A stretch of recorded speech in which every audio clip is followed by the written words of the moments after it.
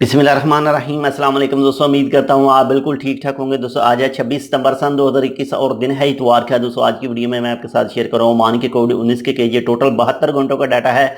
तो टोटल 72 घंटों के दौरान जो न्यू केस निकले हैं उनकी तादाद है 88 यानी 88% के। और अब तक जो टोटल केस हो चुके हैं उनकी तादाद हो चुकी है 3,03,639 यानी 3,03,639% के। और दोस्तों अगर वफात की बात करें जो 72 घंटों के दौरान न्यू हुई है तो वो हुई है 2 अफराद की। और अब तक जो टोटल वफात वाक़या हो चुके हैं उनकी तादाद हो चुकी है 4,095 यानी 4,095% की। और दोस्तों अगर रिकवरीज की बात करें जो टोटल 72 घंटे के दौरान न्यू हुई है तो वो हुई है 1,359 अफराद की यानी 1,359% की। और अब तक जो टोटल रिकवर हो चुके हैं, टोटल सेहतमंद हो चुके हैं अल्हम्दुलिल्लाह से, उनकी तादाद हो चुकी है 2,96,527 यानी 2,96,527% की।